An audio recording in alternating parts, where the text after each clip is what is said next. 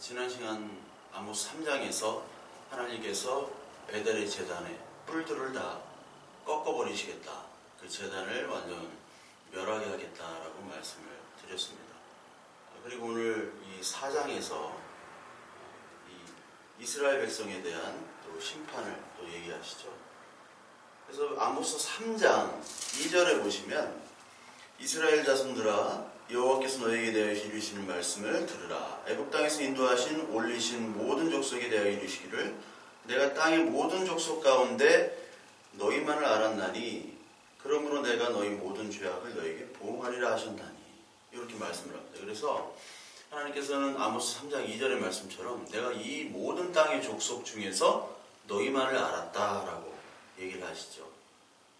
너를 극상품 포도나무로 심었는데 어찌하여 들포도가 남았느냐, 어찌하여 극상품 포도가 나오지 않고 들포도가 나왔느냐라고 말씀하신 것처럼 하나님께서 너희를 온 백성 중에서 너희만을 알았다라고 얘기를 하셨는데 그럼에도 불구하고 이 이스라엘 백성들은 하나님을 알지 못하고 하나님의 뜻을 헤아리지 못하고 그 사랑과 긍휼을 오히려 배반과 또 하나님의 말씀과 율법을 무시하고 그리고 많은 백성들 억압하고 압제하는 다른 이방들과 같은 죄악의 모습으로 살아왔다는 것을 오늘 아모스를 통해서 증거를 하고 있죠. 그래서 오늘 이 4장에서도 역시 하나님의 심판을 얘기하십니다. 4장 1절에 사마리아 산에 있는 바산의 암소들아 이 말을 들으라.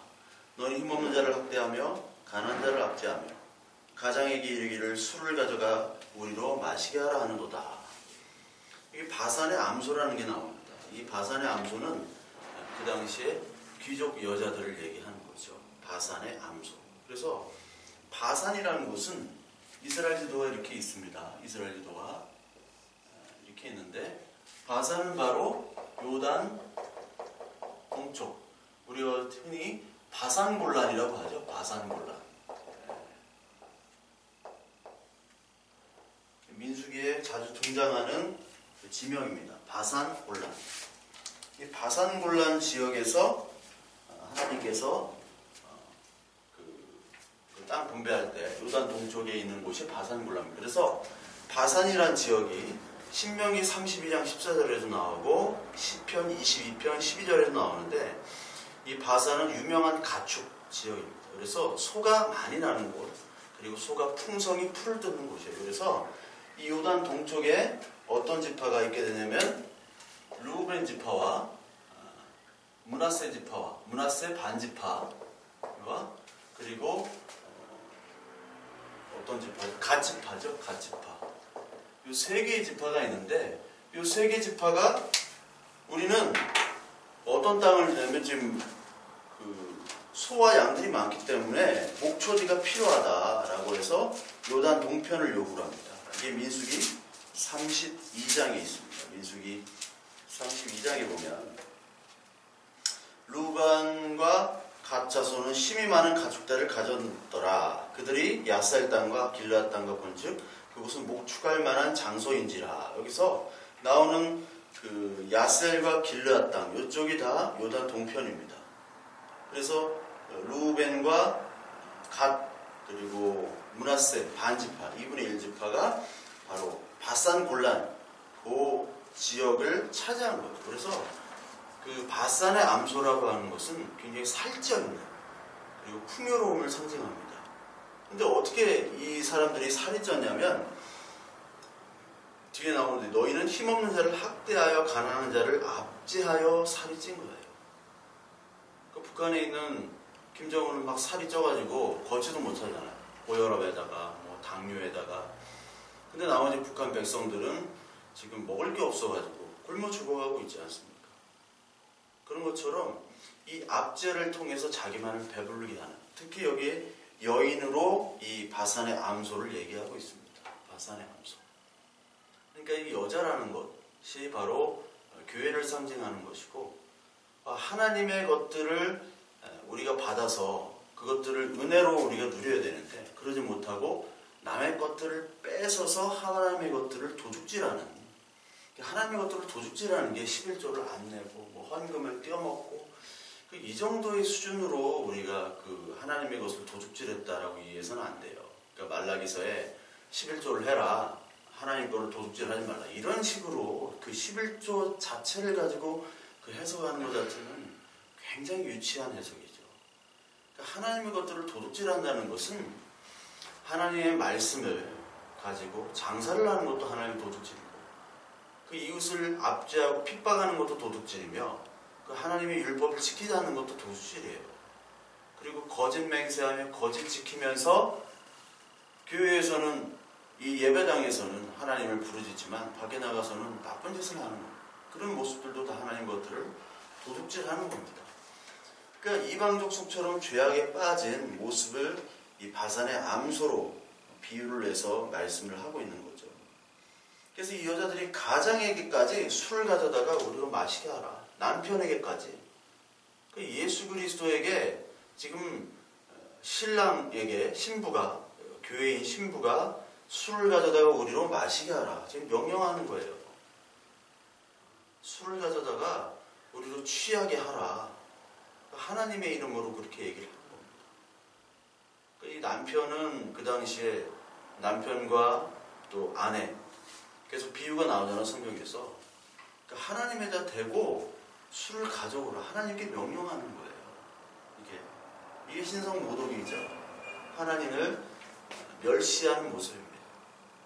그뿐만 아니라 주 여호와께서 자기의 거룩함을 두고 맹세하시되 때가 너희에게 이를지라 사람이 갈고리로 너희를 끌어가며 낚시로 너희의 남은 자들도 그리하리라.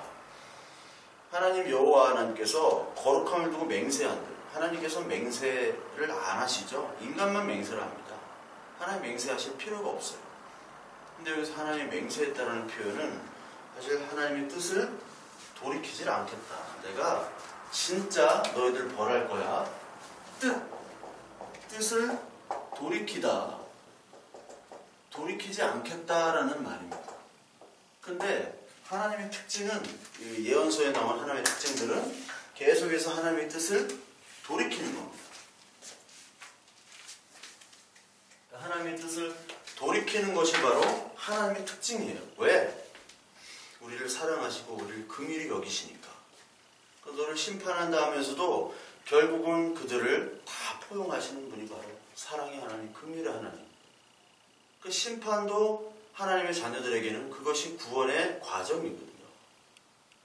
이방인들에게는 그 심판이 최종 심판이지만, 그래서 하나님께서는 오늘 내가 돌이키지 않는다라고 경고 메시지를 주시는 거예요. 그러면서 갈고리로 너희를 끌어간다. 이 갈고리로 끌어간다는 표현이 그 성경에 많이 나옵니다. 특히 역대하 33장에 보면 므낫세 왕이 있습니다. 므낫세 왕.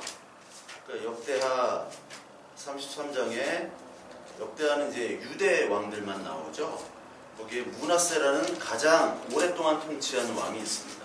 가장 악명 높고, 그 므낫세가 55년 동안 통치를 하게 되죠. 그래서 므낫세가 왕위에 오를 때 나이가 12세라 예루살렘에서 55년 동안 다스리며, 이게 역대하 33장 1절입니다. 12살 때 왕위에 올라가지고 55년 동안, 그러니까 이 당시에 오래 산 거예요. 오래 산 거고 55년 통치입니다. 55년.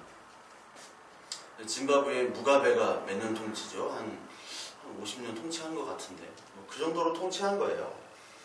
므낫세가 지금 55년 동안 통치하면서 여호와 보시기에 악을 행했어요. 악을. 그러니까 므낫세의 아버지는 히스기야죠.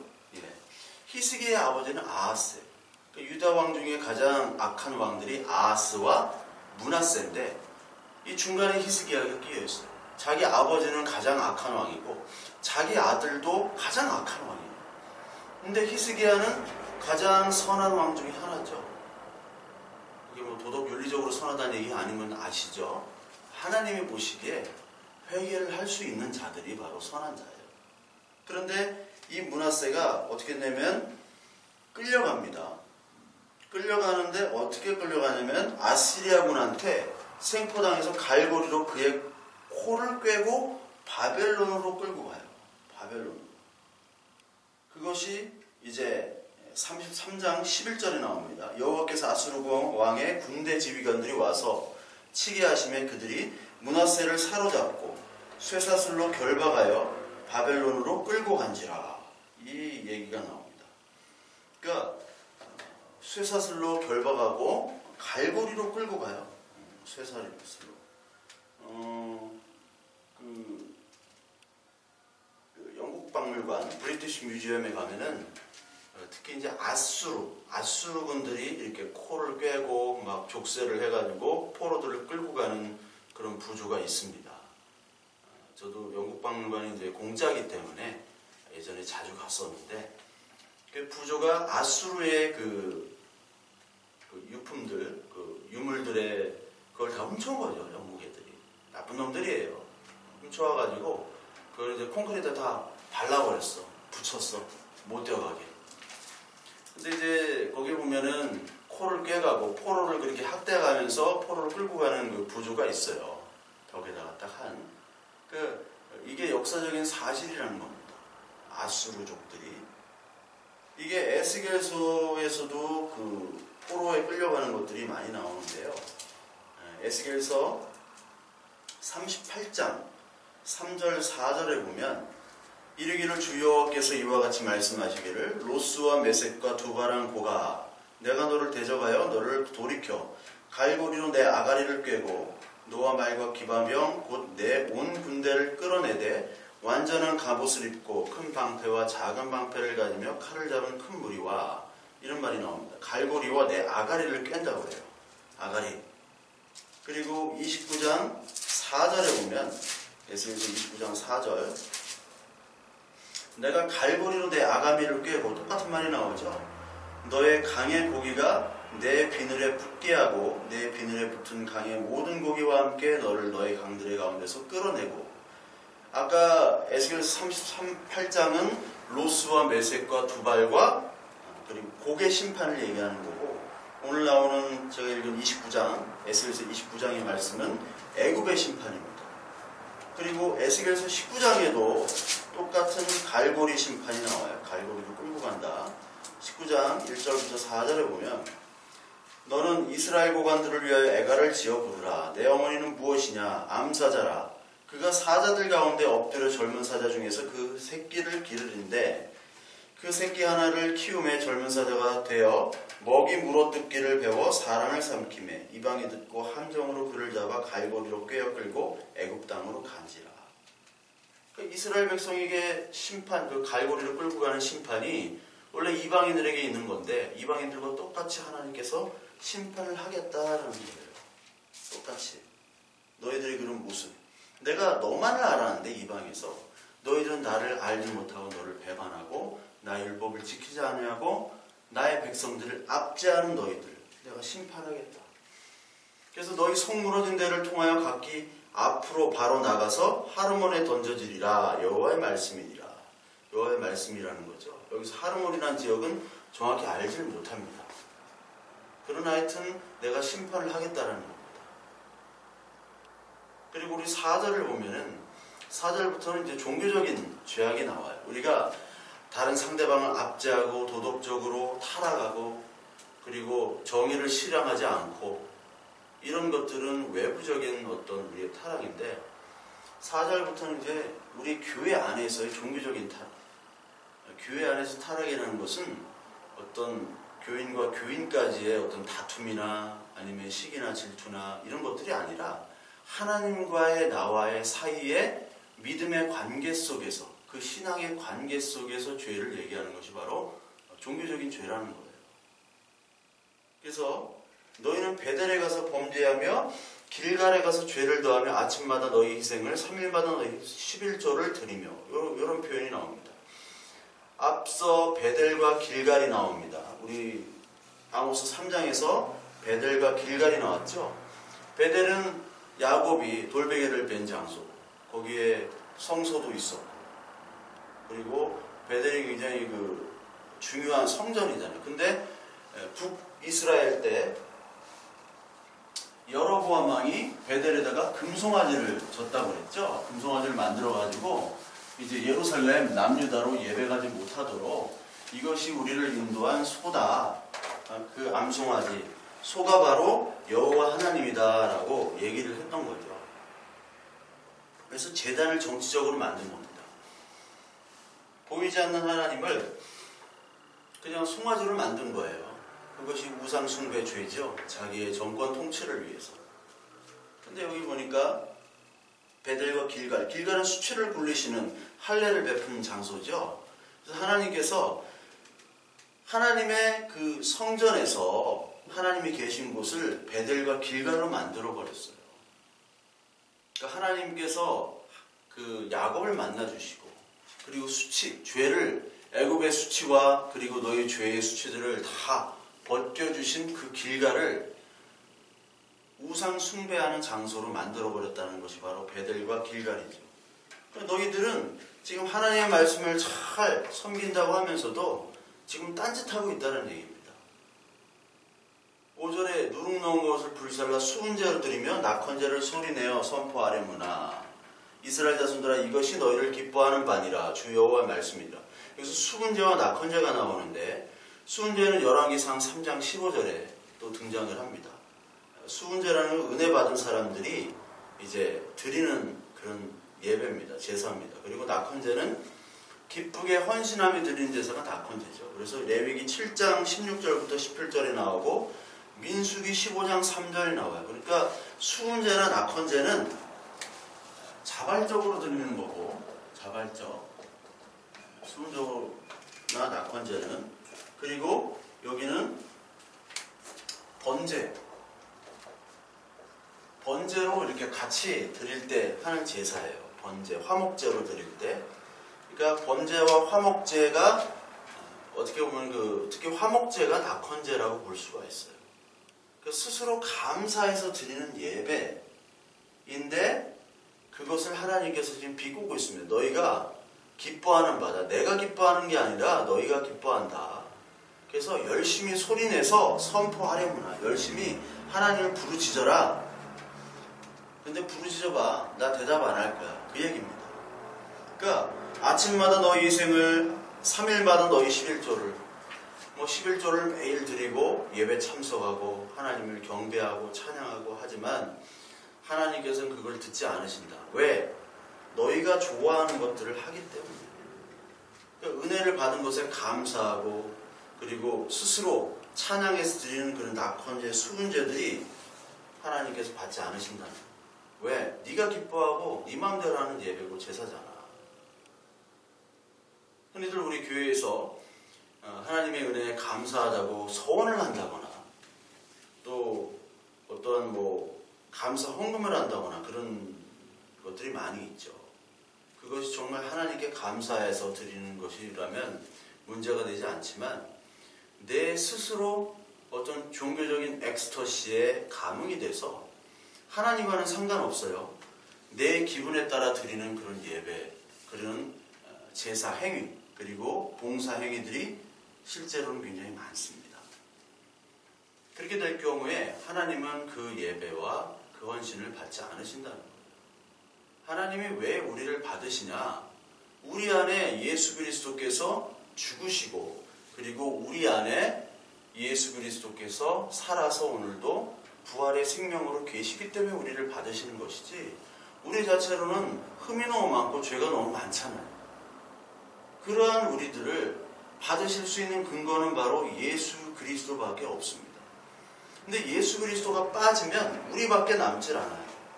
우리의 행위, 우리의 기쁨, 자기의 기쁨, 우리의 칭찬, 우리의 의로움. 그러니까 자기 만족의 종교가 되는 거죠. 자기 만족의 종교.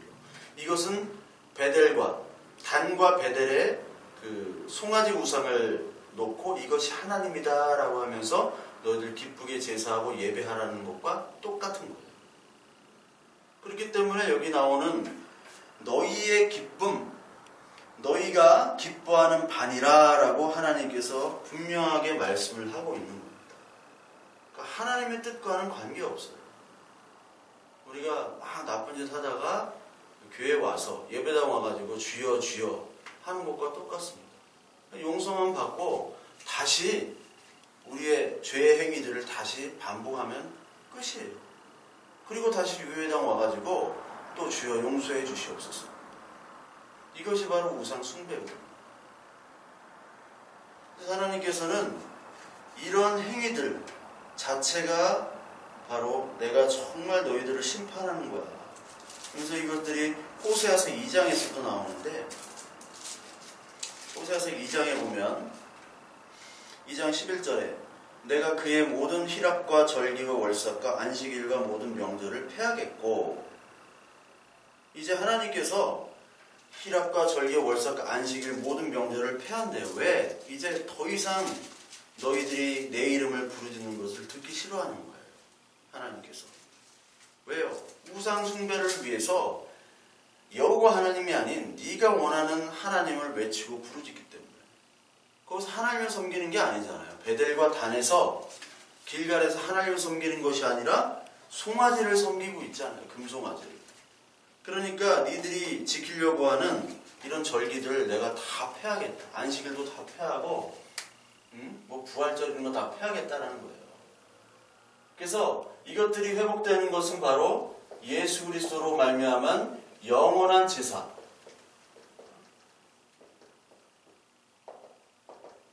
영원히 영원한 건 삼성증권이 아니라 영원히 영원한 건 바로 영원한 제사 예수 그리스도예요. 여기엔 수수료도 없어요. 삼성증권과 똑같이 우리에게 뭐를 받지 않습니다. 예. 뭘 받질 않아요. 단지 예수 그리스도께서 다 값을 다 치르신 거예요. 삼성증권만 수수료 받는 게 아니라, 안 받는 게 아니라 다 받아 처먹어요. 증권 할 때마다. 수수료가 없으면 딴 걸로 먹는 게 다 증권인데요. 그러니까 여호와 하나님의 말씀과 그 마음보다 네 기분에 따라하는 것이 다 우상 숭배예요. 그래서 내가 심판하겠다는 거예요. 니들이 지키는 절기들 있죠. 이제 고난주간이고 이제 고난주간이고 또 뭐 부활절이잖아요. 부활절이 이스터라고 해가지고 어디서부터 온지 모르겠어요. 이게 사실 로마 종교에서 온 거예요. 로마 종교에서. 아스타로 거기서 온 것이 거의 확실해요. 아스타로 이스터. 거기도 이제 알 이런 것들을 생명 부활로 표시를 많이 하거든요. 그래서 다이아나 그리고 아르테미스 요게 다 알이 있잖아요. 예. 그게 사실 소불알인데 그 알을 상징하는 게 생명과 풍요를 상징하는 거예요. 그러니까 달걀 그게 예수 그리스도와 아무 관계가 없습니다. 달걀 삶고 막 굽느라고 수고를 하는데 그럴 필요가 없어요. 그거 뭘 구워 그걸. 오늘도 제가 지나가는데 저희 교회 집 옆에 교회가 있는데 달걀 막 이렇게 나눠주시더라고요. 근데 뭐 외국인들이 많으니까 그쪽에 카이스트 옆에 해피 이스터 해피 이스터 하고 나오는 그 이스터가 해피가 뭐예요? 그게 로마 종교. 로마 종교는 다이애나에서 온 거고, 다이애나는 그 아르테미스고, 그리스는 아르테미스고, 그리고 가나안은 그게 아스타롯이에요. 바알, 아스타롯, 아세라 다 같은 신이란 말이에요. 거기서 아스타롯, 아세라, 이스터 비슷한 거거든 그게. 무슨 근거도 없이 우리는 그냥 무조건 믿는 거예요. 우리의 모든 모습들이 하나님의 말씀과는 별개예요. 그것이 어디서 왔건 상관없이 내 마음에 합하고 내 마음에 기쁘고 내 마음에 또 감동이 오면 그게 바로 종교고 그게 하나님이고 그게 여호와 하나님 예수 그리스도가 믿는 그런 아주 악한 시대에 살고 있어요. 예전에도 똑같았고 지금도 똑같고 그래서 인간의 모습들, 이 죄악의 모습들은 변하지 않는 겁니다. 하나님의 제사를 폐한 거예요. 제사. 그래서 그러면 부활절, 저에게 부활절 그런 거 없잖아요. 근데 그거를 안 지키면 이단이에요. 근데 그것이 어디서부터 왔는지를 모르면서 막 지켜요. 그들이 이단이에요. 그들이 어떻게 보면. 로마 종교거든요. 그 가나안 종교예요. 이스터가. 뭘 알고서 하라고요? 뭘 알고서 해. 뭐 다 몰라요. 그냥 목사부터 다 몰라요. 목사가 아는 게 하나도 없어요. 솔직히 얘기하면 아는 게 없어. 뭘 물어봐도 목사가 모르니까 무조건 믿어 하는 거예요. 여러분 속지 마세요. 부활절이 이스터가 웬 말이에요, 이스터가? 평소에 부활에 대해서 얘기도 안 하다가 그냥 부활절만 얘기를 해요. 그냥 연합 찬양 예배는 하고 아무 의미 없는 거예요. 내 마음속에 예수 그리스도를 말미암은 내 자아가 죽고 그리고 예수 그리스도가 다시 살아나지 않는 이상 그건 껍데기예요. 예수 그리스도가 다 절기 폐했습니다. 예. 그리고 6절에 또 하나님께서 뭐로 양식이 떨어지게 하셨다. 양식이. 그 양식은 떨어지는데 여기 보니까 그 이를 깨끗하게 하면 이가 깨끗하다는 것은 먹은 게 없다라는 거예요. 옛날에 그 고춧가루 같은 것만 비쌀 때 그때는 일부러 막 이빨에다 고춧가루 막 껴놓고 이렇게 우리는 잘 산다. 너희들 고춧가루 못 먹지 막 그런 적도 있었어요. 저희가. 근데 너희들 양식이 떨어지게 했다. 근데 참된 양식이 뭐예요? 참된 양식. 예수님께서 내 양식이 따로 있다. 하나님 말씀을 내가 듣고 지키는 게 바로 양식이잖아요. 그게. 여기 아모스 8장에도 나옵니다. 아모스 8장 한번 볼까요?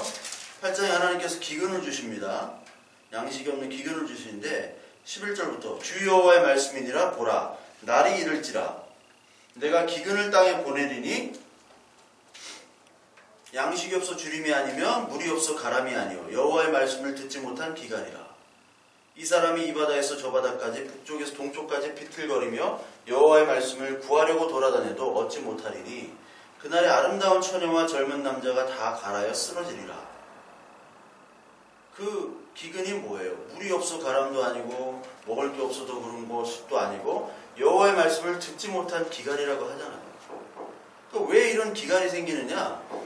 하나님의 말씀이 없이 인간의 종교로 만들어진 우상 숭배는 보기에는 좋고 지금 당장에는 즐겁지만 그것이 지속될 수가 없습니다. 오래 못 갑니다. 다 떨어져요. 다 고갈이 돼요. 하나님의 말씀을 전하지 않고 자기의 철학과 이 세상에 갖는 것들을 얘기하면 허무와 죄뿐입니다. 그래서 결국은 다 쓰러지고 넘어지게 되어요. 왜? 하나님께 돌아오지 않고 하나님의 말씀을 전하지 않고 마음을 찢어야 되는데 하나님의 마음을 찢지 않고 내 마음을 찢지 않고 옷만 찢는 신용을 하기 때문에 그런 제사를 드리면서 하나님은 나를 축복해 주시고 나는 정말 이렇게 잘 지키고 있구나 스스로 위안받는 자에게 하나님이 심판을 내린다는 거예요. 그래서 히브리서 13장에 보면은 하나님께서 기뻐하시는 제사가 있습니다. 히브리서 13장 16절에 보면 13장 16절 이렇게 두드려 16절 오직 선을 행함과 서로 나누어 주기를 잊지 말라. 하나님은 이 같은 제사를 기뻐하시느니라. 선을 행함과 서로 나눠주기. 선을 행한다는 것은 하나님의 기준의 선입니다. 우리 착한 일 하는 게 아니에요. 선을 행하 서로 나눠주기. 그러면서 서로 나눠주고 봉사하고 복음을 나누고 물질을 나누는 그런 것들이 바로 하나님께서 기뻐하시는 제사죠. 그리고 이사야서 66장 보시면 또 이런 말씀이 있습니다. 2절부터 3절까지 보면 나 여호와가 말하노라 내 손이 이 모든 것을 지었으므로 그들이 생겼느니라. 무릇 마음이 가난하고 심령이 통회하며 내 말을 듣고 떠드는 자 그 사람은 내가 돌보려니와 소를 잡아드리는 것은 살인함과 다름이 없고 어린 양으로 제사 드리는 것은 개의 목을 꺾음과 다름이 없이 하며 드리는 예물은 돼지의 피와 다름이 없고 분향하는 것은 우상을 찬송함과 다름이 없이 행하는 그들의 자기의 길을 택하며 그들의 마음은 가증한 것을 기뻐한즉 이런 말이 나옵니다. 그러니까 마음의 제사를 드리고 마음에 가난하고 심령에서 우러나오는 나는 죄인입니다. 하나님밖에 없습니다. 하나님께서 구원해 주시지 않으면 나는 지금도 죽었지만 앞으로 최종 심판을 받을 수밖에 없는 사람입니다. 하나님께 옷을 찢는 것이 아니라 마음을 찢어야 되는데 여기는 소를 잡고 제사 드리고 돼지 피와 다름없는 그런 제사. 돼지 피는 부정한 거잖아요. 그리고 우상을 찬송하면서 여기 맨 마지막에 똑같죠. 그들의 마음은 가증한 것을 기뻐한다. 그러니까 열심히 제사 드리는 것은 가증한 거예요. 하나의 말씀이 없이 드리는 제사. 하나의 말씀으로 드려야 되는 제사잖아요. 하나님의 은혜 가운데 그 제사의 제물들을 드리는 것은 상관없지만 하나님과 전혀 관계없이 소와 양과 돼 이런 거를 잡는 것은 돼지를 잡는 것과 똑같고 그 돼지 피를 뿌리는 것과 똑같다라고 하나님이 얘기하시는 거예요. 왜? 니들 기쁜 대로 하는 거기 때문에. 시편 51편에 16절부터 19절까지 유명한 말씀이 있죠. 주께서는 제사를 기뻐하지 아니하나니 그러지 아니하면 내가 드렸을 것이라.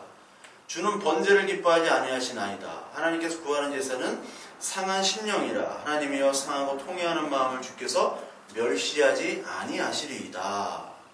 시편 40편 4절부터 똑같은 말씀이죠. 여호와를 의지하고 교만한 자와 거짓에 치우치는 자를 돌보지 아니한 자는 복이 있도다. 주께서 내 길을 통하여 내게 들려주시기를 제사와 예물을 기뻐하지 아니하시며 번제와 속죄제를 요구하지 아니하신다 하신지라. 이게 바로 하나님의 마음이에요. 그것이 아니라 정말 너희들의 마음, 그걸 회개하는 마음인데 그것이 8절부터 나오죠. 나의 하나님이여 내가 주의 뜻을 행하기를 즐기오며 주의 법이 나의 심중에 있나이다 하였나이다. 내가 많은 회중 가운데서 그 의의 기쁜 소식을 전하였나이다. 여호와여 내가 내 입술을 닫지 아니할 줄 주께서 아시나이다. 내가 주의 공의를 내 심중에 숨기지 아니하시고 주의 성실과 구원을 선포하였으며 내가 주의 인자와 진리를 많은 회중 가운데 감추지 아니하였나이다. 여호와여 주의 긍휼을 내게서 거두지 마시고 주의 인자와 진리로 나를 항상 보호하소서. 여호와의 은총을 베푸서 나를 구원하소서. 여호와의 속히 나를 도우소서. 이 고백이 바로 진정한 제사라는 겁니다. 근데 이 제사를 놔두고 엉뚱한 제사를 하는 거예요. 엉뚱한 양식을 찾는 겁니다. 그러니까 하나님이 완전히 못 먹게 이가 깨끗하게 만들어 버리는 거죠. 그리고 하나님께서는 8절에 두세 성읍이 사람 어떤 성읍으로 비틀거리며 물을 마시러 가서 만족하게 마시지 못하였으나 너희가 내게로 돌아오지 아니하였느니라. 여호와의 말씀이니라. 물을 어떤 사람은 만족하게 마시지 못하는데도 불구하고 하나님께로 돌아오지 않았다는 거죠. 이 물을 파는데 터진 웅덩이를 파는 거예요. 예레미야 2장 13절에 나오는 내용이죠. 예레미야 2장 13절에 너희가 죄를 범했잖아요. 그러니까 생수를 다른 데서 찾은 것이 바로 죄죠. 생수를 찾았는데 이게 터진 웅덩이를 찾은 거예요. 하나님을 찾은 것이 아니라 바알을 찾고 너희들의 욕망을 하나님으로 투영해서 찾은 그 죄야. 그것은 아무리 물을 길러서 거기에 넣는다 하더라도 터진 웅덩이이기 때문에, 터진 항아리이기 때문에 거기에 물을 담을 수가 없습니다. 이제 먹을 수가 없어요. 물을 막 퍼다가 가득 담았습니다. 이제 마시고 두었다가 계속해서 우리가 먹어야지 하는데 터졌기 때문에 물이 다 사라져요. 그거를 찾고 있다는 거예요. 수가성 여인도 마찬가지고 요한복음 4장 7절부터 나오는 수가성 여인도 마찬가지예요. 여기서 물이라는 것은 예수 그리스도 생명수를 얘기하는 거잖아요. 계시록 21장 1절부터 6절까지 나오는 그 생명수.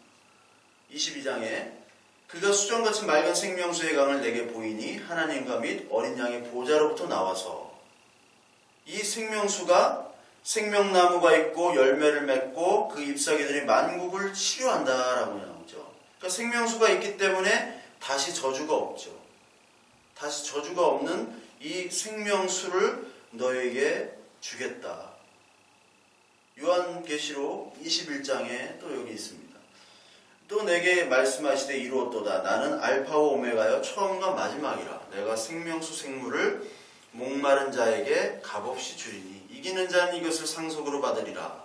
나는 그의 하나님이 되고 그는 내 아들이 되리라. 그러니까 이러한 생명수를 너에게 주지 않겠다. 또 9절에 곡식을 마르게 하는 재앙을 또 주시죠. 곡식이 마르게 하는 재앙. 곡식이 마르게 하는 재앙과 깐부기 재앙으로 너를 치고 팥중이로 너희 많은 동산과 포도원과 무화과나무와 감람나무를 다 먹게 하였으나 내게로 돌아오지 아니하였느니라. 팥중이, 깐부기 이런 것 곡식을 해치는 이러한 그 곤충을 통해서 너희들이 열매를 맺지 못한다는 거죠. 너희 동산의 포도나무, 무화과, 감람나무 이게 바로 가나안 땅에 나오는 그 지중해성 기후에서 불어오는 올리브가 감람나무죠. 무화과나무, 포도나무 이렇게 달고 맛있는 열매들이 하나님의 풍성함을 상징하는 거거든요. 그래서 이스라엘 백성들이 그때 정탐하러 갔을 때 거기서 포도를 막 주렁주렁하게 메고 오는 거예요. 거기 먹을 것이 있다. 그것이 하나님의 은혜라는 표현이고 그것이 에덴 동산의 모습인 거예요. 하나님이 거저 먹이시는 과일을 우리가 심지가 않잖아요. 과일을. 원래 나무와 이 열매들을 하나님께서 주신 거 아닙니까? 창조로. 그런데도 이제 그 곡식들을 다 마르게 해서 못 먹게 한다는 겁니다. 그래서 빠진 게 하나인데 7절에 어떤 성읍에는 비를 내리게 하고 어떤 부분은 비를 못 내리게 해서 어떤 것은 비를 얻고 한 부분은 비를 얻지 못했다라고 나오죠. 그러니까 추수하기 석 달 전에 어떤 데는 비를 멈춰가지고 그러니까 추수하기 전에 비를 주셔가지고 알곡을 여물게 이렇게 알차게 이렇게 열매를 맺도록 하는 그 비를 안 주신다는 거예요. 그게 바로 늦은 비잖아요. 그러니까 이른 비는 여기 나오지 않지만 이른 비와 늦은 비를 어떤 곳에는 안 준다는 거예요. 내가 버리겠다는 거예요. 어떤 곳에는. 그 어떤 곳이 바로 이방뿐만 아니라 너희들이다. 그리고 10절에는 또 전염병을 보냅니다. 하나님이. 전염병. 전염병은 애굽의 심판이었죠. 전염병. 그러면서 전염병뿐만 아니라 10절에 칼로 너희 청년들을 죽였으며 그러니까 칼로 죽인다는 것은 이 전쟁을 얘기하는 거죠. 전쟁을. 뭐 이스라엘을 쳤던 전쟁들이 여러 가지 전쟁이 있잖아요. 이방인들로 인해서. 그 모든 것들을 얘기하는 것이 바로 칼로 너희를 죽이고 너희 말들을 노략하고 너희 진영의 악취를 코로 찌르게 했다. 왜? 너희가 내게로 돌아오지 아니하였다. 계속 반복이죠. 왜 그랬냐? 너희가 내게로 돌아오지 않았다.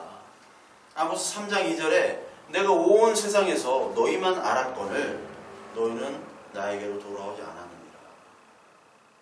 그리고 또 소돔과 고모라처럼 무너뜨리겠다라는 게 또 11절에 나오죠. 11절에 소돔과 고모라를 무너뜨림 같이 하였다. 소돔과 고모라가 어떻게 무너지냐면 그 불로 심판을 받잖아요. 불로. 근데 무너진다는 것은 지진이 나는데 여기 아모스 1장에 보시면 1장에 여로보암 시대 지진 전 2년에 이런 표현이 있어요. 여로보암 시대의 지진 전 2년. 그러니까 지진이 나기 전 2년에 아모스가 이 말씀을 하나님으로부터 받아서 전한 거죠. 그러니까 지진이 있었다는 겁니다. 그래서 전쟁, 지진, 기근, 질병 이런 것들이 다 하나님의 심판을 상징하는 거예요. 성경에 뿐만 아니라 지금도 똑같이 이루어지잖아요. 마태복음 24장에 종말의 때를 대해서 나오죠. 마태복음 24장에 거기에 전쟁과 지진과 기근 이 모든 것들을 상징하면서 이것이 바로 하나님의 심판이라는 거예요. 그러니까 여호와의 날이라는 것은 매번 얘기를 드리지만 구원인 동시에 심판이라는 거잖아요. 누구에게는 구원이고 누구에게는 심판입니다. 그 심판의 상징이 전쟁, 기근, 질병이에요. 그것을 애굽에게 미리 보여주셨어요. 그래서 애굽과 똑같이 너희를 취급하겠다라는 겁니다. 왜? 너희들은 내게로 돌아오지 않았기 때문에. 그래서 너희가 불붙는 가운데 빼낸 나무 조각까지 되었다. 나무 조각처럼 빼내가지고 나무 조각처럼 되어버렸다는 거예요. 다 심판받아가지고 쓸모없이 다 탄 그런 나무 조각처럼 되었다. 왜? 너희가 돌아오지 않았기 때문에. 그래서 레위기 26장에 이미 하나님께서 너희들이 돌아오지 않아 나를 배반할 거야. 그 말씀을 미리 하세요. 레위기 26장에 내가 내 성막을 너희 중에 세우리니 내 마음이 너희를 싫어하지 아니할 것이며 나는 너희 중에 행하여 너희 하나님이 되고 너희는 내 백성이 될 것이니라. 나는 너희를 애굽 땅에서 인도해내어 그들에게 종된 것을 면하게 한 너희의 하나님 여호와니라. 내가 너희의 멍에의 빗장을 부수고 너희를 바로 서서 걷게 하였느니라. 여기 14절에는 그러나 너희가 내게 청종하지 아니하여 이 모든 명령을 준행하지 아니하며 내 규례를 멸시하며 내 마음에 내 법도를 싫어하며 내 계명에 준행하지 아니하며 내 언약을 배반할진대 내가 이같이 너희에게 행하리니 곧 내가 너희에게 놀라운 재앙을 내려 폐병과 열병으로 눈이 어둡고 생명이 쇠약하게 할 것이요 내가 너희가 파종한 것은 헛되리니 너희의 대적이 그것을 먹을 것임이니라. 내가 너희를 치리니 너희가 너희에게 대적할 패를 패할 것이요 너희를 미워하는 자가 너희를 다스릴 것이며 너희는 쫓는 자가 없어도 도망하리라. 또 만일 너희가 그렇게까지 되어도 내게 청종하지 아니하면 너희 죄로 말미암아 내가 너희를 7배나 더 징벌하리라. 이게 다 심판이잖아요. 너희의 수고가 헛될지라 땅은 그 산물을 내지 못하고 땅의 나무는 그 열매를 맺지 아니하리라. 똑같은 얘기를 레위기에서 이미 하셨다는 거예요. 그래서 반복할 뿐이에요. 원래 이렇게 하겠다는 게 아니라 이미 레위기 때 성전을 짓고 성막을 짓고 율법을 얘기하실 때 이미 하나님은 너희들이 앞으로 그렇다면 내가 이렇게 벌을 할 거야 얘기하시잖아요.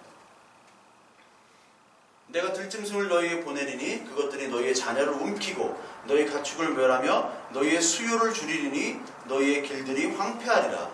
이런 일을 당하여도 너희가 내게로 돌아오지 아니하고 내게 대항할진대 나도 너희에게 대항하여 너희 죄로 말미암아 너희를 7배나 더 치리라. 7배 7배나 친다는 게 아니라 너희를 멸하겠다는 거예요. 7 완전하게 치겠다. 내가 칼을 너희에게로 가져다가 언약을 어긴 원수를 갚을 것이며 너희가 성읍에 모일지라도 너희 중에 연병을 보내고 전염병을 보내는 거죠. 너희를 대적의 손에 넘길 것이며 내가 너희가 의뢰하는 양식을 끊을 때 열여인이 한 화덕에서 너희 떡을 구워 저울에 달아 주리니 너희가 먹어도 배부르지 아니하니라. 먹어도 배부르지 아니에요. 아모스 8장에 나온 것처럼 먹어도 하나님의 말씀이 없기 때문에 굶주리는 겁니다. 물이 없어서도 아니고 먹을 것이 없어서도 아니고 하나님의 말씀이 없기 때문에 그런 겁니다. 레위기 27장 35절 26장 27절부터 35절까지도 똑같은 말이 있죠. 그래서 맨 마지막에 보면 그 땅을 황무하게 하리니 거기 거주하는 너희 원수들이 그것으로 말미암아 놀랄 것이며 내가 너희를 여러 민족 중에 흩을 것이요 내가 칼을 빼어 너희를 따르게 하리니 너희 땅이 황무하며 너희의 성읍이 황폐하리라. 결국은 바벨론의 포로가 돼서 그곳들이 다 황무지가 되어버리잖아요. 70년간. 그것이 레위기에 이미 하나님께서 말씀하신 겁니다. 이게 신명기 28장에도 나옵니다. 신명기 28장에 순종하여 받는 복과 불순종하여 받는 저주가 나오잖아요. 신명기 28장에 28장에 보면 15절에 내가 만일 내 하나님 여호와의 말씀을 순종하지 아니하며 내가 오늘 내게 명령하는 그 모든 명령과 규례를 지켜 행하지 아니하면 이 모든 저주가 내게 임하며 내게 이를 것이니 내가 성읍에서도 저주를 받으며 들에서도 저주를 받을 것이요 또 내 강주리와 떡반죽 그릇이 저주를 받을 것이요 내 몸의 소생과 내 토지의 수산과 내 소와 양의 새끼가 저주를 받을 것이며 내가 들어와도 저주를 받고 나가도 저주를 받으리라.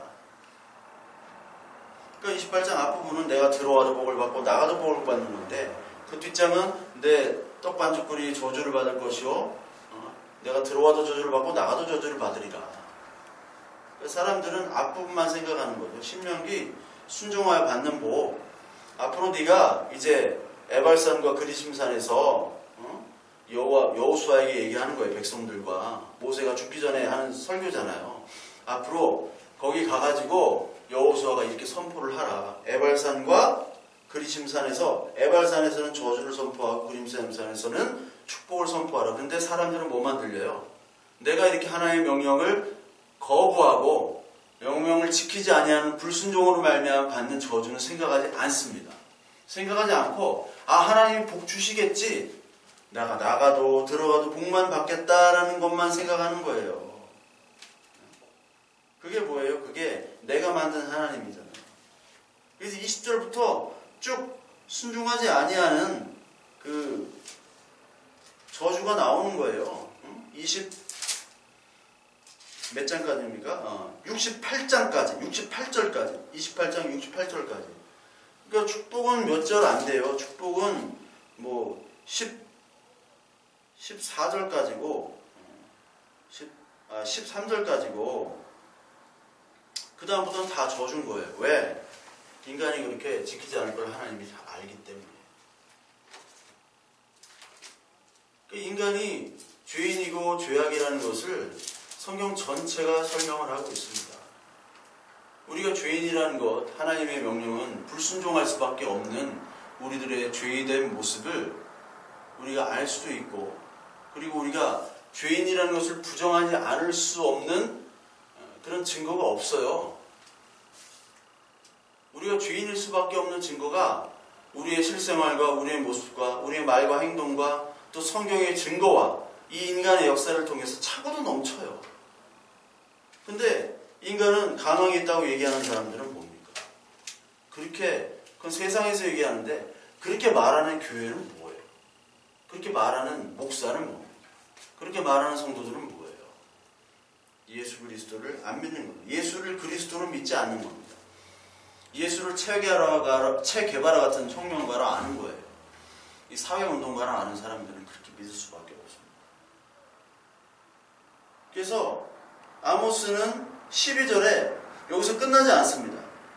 12절에 희망을 줘요. 그러므로 이스라엘아 내가 이와 같이 행하리라. 내게 행하리라. 내가 이것을 내게 행하리니 이스라엘아 내 하나님 만나기를 준비하라. 이스라엘은 교회 아닙니까? 교회. 야곱에서 이스라엘은 이 교회야. 내 하나님 만나기를 준비하라. 하나님 만나기를 준비를 어떻게 해야 됩니까? 우리가 준비한다고 하나님 만나주시는 하나님은 아니죠.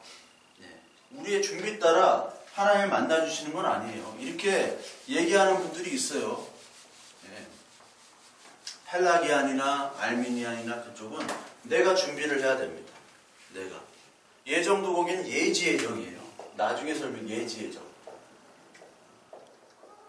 예지예정입니다.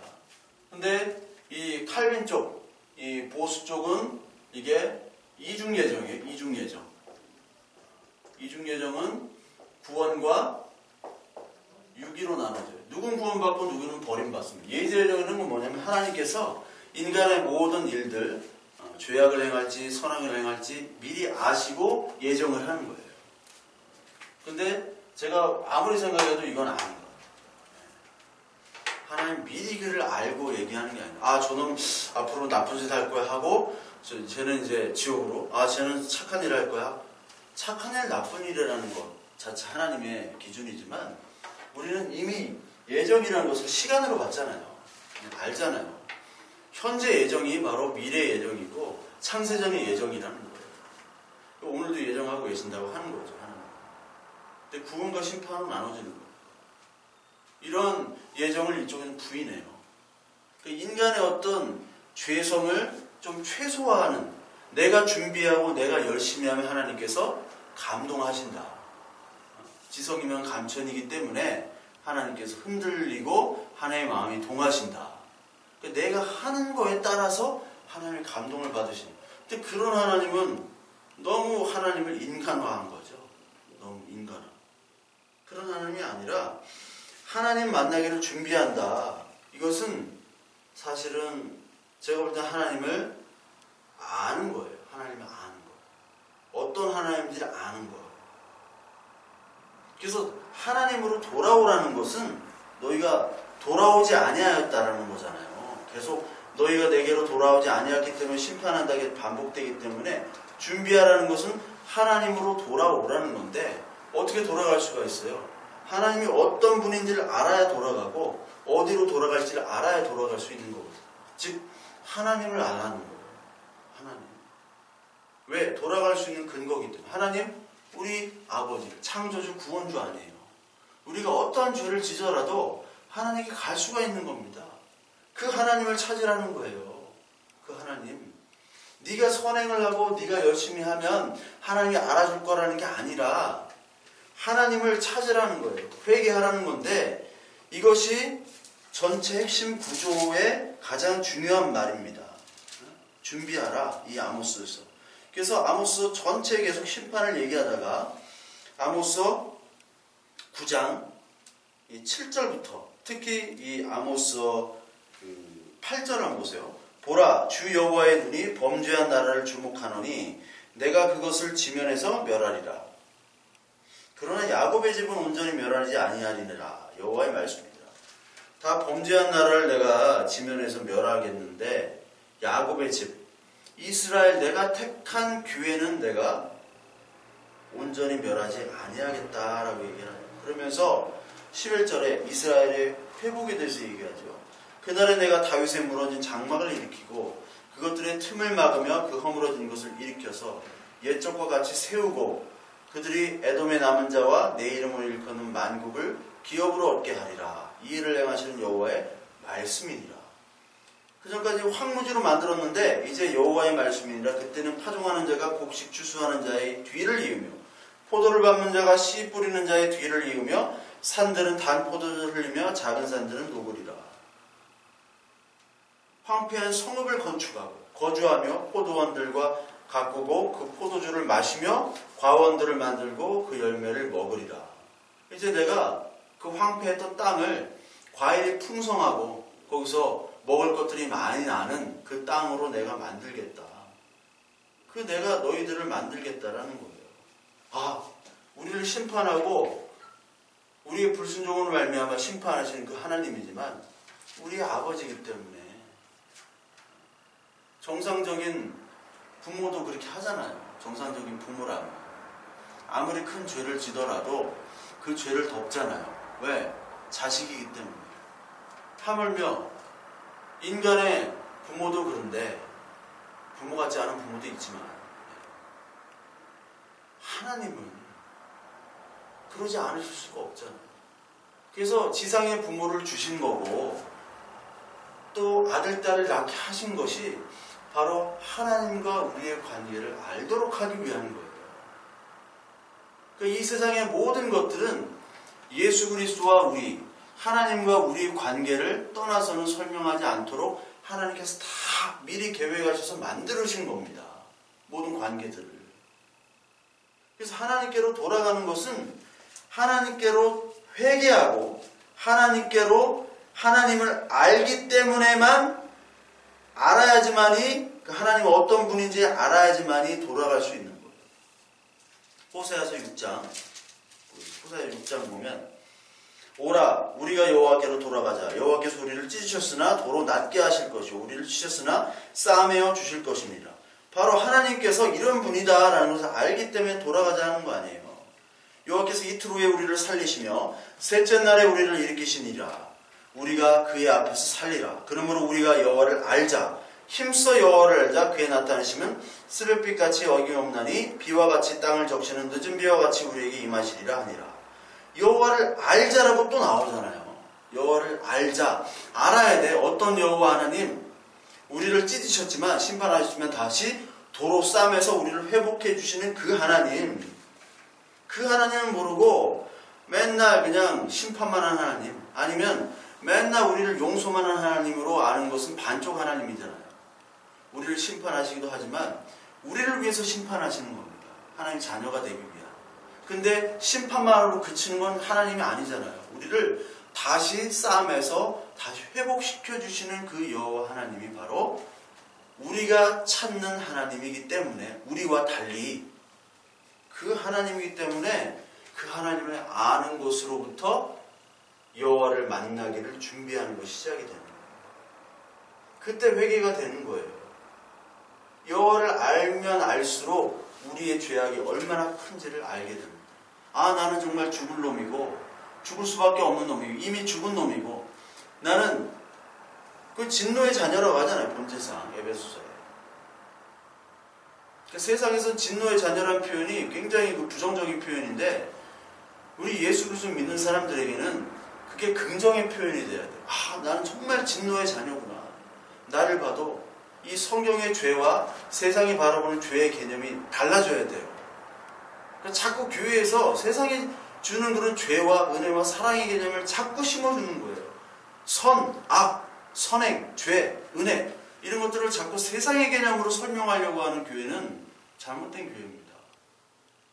우리가 얼마나 큰 죄인인지를 깨닫고 하나님이 얼마나 위대하신 분을 깨달으면 공의의 심판자 하나님께서 나의 죄를 심판하시는 게 마땅하다라고 느껴져야 돼요.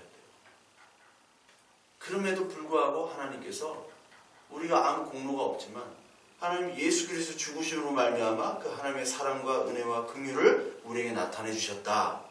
구원해 주셨다. 거기에 또 감격해야 돼요. 그래서 하나님은 공의와 하나님과 심판의 하나님 그리고 사랑과 긍휼의 하나님을 동시에 알게 됩니다. 그래서 하나님께로 나갈 수 있는 거예요. 예수 그리스도가 우리를 위해서 대신 죽으셨다라는 것을 가지고 나가는 겁니다. 호세아서 12장 1절부터 보면 에브라임은 바람을 먹으며 동풍을 따라가서 종일토록 거짓과 포악을 하며 아수르와 계약을 맺고 기름을 애굽에 보내도다. 여호와께서 유다와 논쟁하시고 야곱을 그 행실대로 벌하시며 그의 행위대로 그에게 보응하시리라. 야곱은 모태에서 그의 형의 뒤꿈치를 잡았고 또 힘으로는 하나님과 겨루되 천사와 겨루고 이기고 울며 그에게 간구하였으며 하나님은 베델에서 그를 만나셨고 거기에서 우리에게 말씀하셨나니 여호와는 만군의 하나님이시라. 여호와는 그를 기억하게 하는 이름이나 그런즉 너희 하나님께로 돌아와서 인애와 정의를 지키며 항상 너희 하나님을 바랄지니라. 그 앞부분은 에브라임의 죄악과 유다의 죄악들을 얘기하시면서 행실대로 내가 너희들을 벌하겠다라고 얘기하잖아요. 야곱이 사기꾼이잖아요. 형의 발꿈치를 붙잡고 자기 남은 힘으로 하나님과 겨루려고 하잖아요. 천사와 겨루 이겼다 해서 이스라엘이 됐지만 그 태도는 좋지 않은 태도예요. 근데 한 가지 하나님은 뭐를 야곱으로부터 선한 것을 취하셨냐면 여기 나온 것처럼 울며 그에게 간구했다. 울며 하나님, 난 하나님 없으면 죽습니다. 저 에서에게 죽습니다. 저 형에게 죽어요. 하면서 뭘 울었겠습니까? 자기가 사기친 것들 다 울며 고백한 거예요. 하나님, 난 사기꾼입니다. 나는 정말 가망 없는 놈입니다. 장자권 팔아가지고 속이고 형 속이고 그랬던 인간입니다. 근데 라반에게 삼촌에게 속임당해가지고 사기 결혼 당하고 20년간 그렇게 고생했고 근데 지금 하나님 내가 죽게 생겼습니다. 울며 간구하는 이 야곱 그거 하나 보신 거예요. 야곱은 쓰레기예요. 쓰레기. 저와 여러분도 똑같습니다. 아무리 착한 것처럼 뭐 양복 입고 돌아다니고 뭐 월급도 많고 연봉도 있고 좋은 차 타고 다녀도 하나님 보시기엔 쓰레기입니다. 근데 하나 보시는 거예요. 하나님 만나기를 준비하는 것은 하나 보는 거예요. 하나님이 영으로 말미암아 이 말씀이 들려지고 그것으로 말미암아 하나님께 간구하여 고백하는 이 야곱과 같은 울음 그걸로 보는 거예요. 하나님. 신명기 4장 24절 신명기 4장에 내 하나님 여호와는 소멸하는 분이시요 질투하시는 하나님이시라. 내가 그 땅에서 아들을 낳고 손자를 얻으며 오래 살 때 만일 스스로 부패한 무슨 형상이 우상이든지 조각하며 내 하나님 여호와 앞에 악을 행함으로 그의 진노를 일으키면 이렇게 쭉 나옵니다. 그래서 여기 32절부터 보면 내가 있기 전에 하나님의 사람을 세상에 창조하신 날부터 지금까지 지나간 일을 상고하여 보라. 하늘이 끝에서 저 끝까지 이런 큰 일이 있었느냐? 이런 일을 들은 적이 있었느냐? 어떤 국민의 불 가운데서 말씀하시는 하나님의 음성을 너처럼 듣고 생존하였느냐?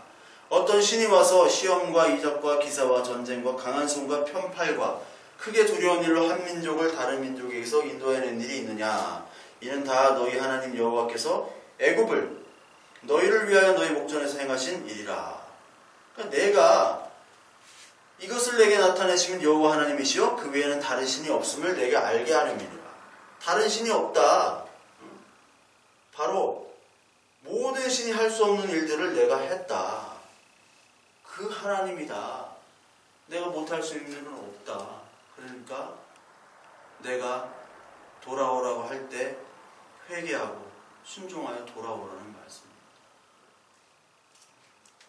이게 바로 하나님의 공의와 은혜예요.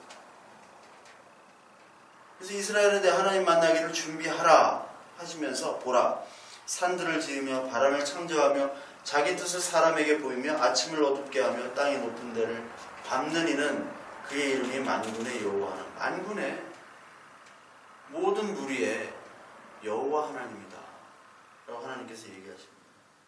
여기 특히 바람을 창조했다라는 말은 바람, 이게 창세기 1장 2절에 하나님이 여기 수면에 이렇게 임했다 그 말이 있죠. 이게 루하흐, 이게 신약성의 푸뉴마인데 그게 바로 바람입니다. 그 창세기 2장 7절에 보면 그 코에 생기를 우리에게 주시죠. 이거는 이제 네페쉬, 그 헬라어 말로는 푸시케. 근데 뭐 이게 루하가 맞다, 뭐 루하우 푸뉴마, 뭐 푸시케, 네페쉬 이런 것들을 다 뭐 원어로 뭐 뜻을 해가지고 뭐가 틀리고 뭐는 맞고 이렇게 할 필요가 없어요. 다 똑같은 말입니다. 그게 의미가 없어요. 의미가 없습니다. 진짜 히브리어 헬라어 잘하는 진짜 잘하는 사람 이제 서양의 자유주의 철학자들이 잘해요. 그들에게 물어봐야 돼요. 다 똑같다라고 얘기해요. 다 똑같다. 구분해서 설명할 필요는 없습니다. 그러니까 하나님께서 이 루아우 네페시는 숨을 주시는 거예요. 생명을 주는 거예요. 영을. 그러니까 영을 우리에게 주신 것이 바로 창조라는 겁니다. 영을 창조했다. 내가 모든 죽은 자들에게 영을 창조해가지고 내가 창조하고, 창조라는 건 구속이 들어가 있잖아요. 구속이라는 건 영을 주는 겁니다. 또 그래서 말씀을 듣게 하는 게 구속이에요. 아, 나는 죽은 자구나. 근데 예수 그리스도의 영으로 말미암아 루아 네페시 코에 생기가 들어갔다. 그게 바로 창조면서 구원이에요.